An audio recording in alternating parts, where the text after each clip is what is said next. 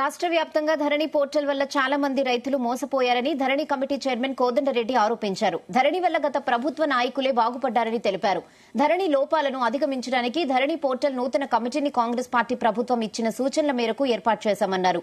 ధరణి వల్ల మోసపోయిన సన్నకారు రైతులకు అందులోని లోపాలను వెలికితీసి సాఫ్ట్వేర్ సమస్యలు, నూతన చట్టాలను ఏర్పాటు చేసి రైతులకు న్యాయం జరిగేలా చర్యలు తీసుకుంటామని హామీ ఇచ్చారు.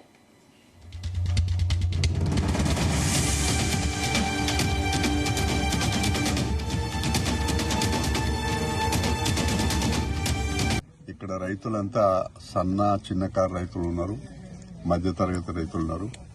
వీళ్ళంతా కూడా తరతరాలుగా ఆ రోజులలో మంచి ద్రాక్ష పండించి మేలైన ద్రాక్ష ఇతర దేశాలకు ఎగుమతి చేసే రైతులు వీళ్ళంతా.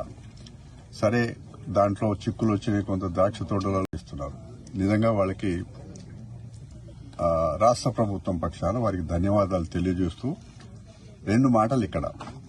బొమ్మరాశిపేట ఈ కాగితాలను చూసిన తర్వాత ఇది సమస్య సృష్టించింది అధికారులు, కొంతమంది అప్పటి పార్టీ నాయకులు, పెద్ద పెద్దోళ్ళు ఉన్నారు ఇలా, ఇద్దరూ కలిసి సృష్టించింది. ఇది ఎందుకు సృష్టించిండ్రు అని అంటే ఈ భూములు కాజేయడానికి సృష్టించిండ్రు. సింపుల్ గా అర్థమయ్యేది ఏంటంటే, మాకు ఎప్పుడో 50-60 సంవత్సరాల క్రితం ఒక ఆయన అమ్ముకొని వెళ్ళిపోయిన తర్వాత కొన్నేళ్ల తర్వాత ఆయన మనవడనో మునిమనవడనో ఒక ఆయన తీసుకొచ్చి ఒక అధికారి గాని లేకపోతే టీఆర్ఎస్ నాయకులు గాని ఈయన వాళ్ల సంతతి వాడు, వాళ్ళ కుటుంబీకుడు అని చెప్పి తీసుకొచ్చి ఆయనను అడ్డంగా పెట్టి ఇంతమంది రైతులను, ఒక 1000 ఎకరాల భూమి ఉన్న రైతులను ఇబ్బంది పెడుతున్నారు. కాబట్టి ఇది సృష్టించిందే.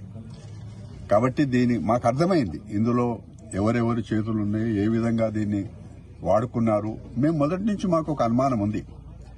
ధరణి అనే వ్యవస్థ సృష్టించి ఇది నిషేధిత జాబితా అనేది దీన్ని భూ కుంభకోణంగా మేము ఆ రోజు అర్థం చేసుకున్నాం. ఇది అందులో ముఖ్యంగా అనుకోకుండా రేవంత్ రెడ్డి గారు ఈ ప్రాంతం నుంచి ఎంపీగా ఉన్నారు. వారు అర్థం చేసుకుని రైతుల మాట విని ఒక లెటర్ కూడా రాశారు సంబంధిత అధికారికి. ఆ లెటర్ కూడా ఇందులో ఉంది. ఇప్పుడు వారు యాదృచ్ఛికంగా అనుకోకుండా మీ అదృష్టం ప్రకారంగా ఆయన ముఖ్యమంత్రి అయ్యాడు. ముఖ్యమంత్రి అయిన తర్వాత కూడా అదే పట్టుదలతో ఉన్నవారు. వారు గాని రెవెన్యూ మినిస్టర్ గాని చాలా పట్టుదలతో ఉన్నారు.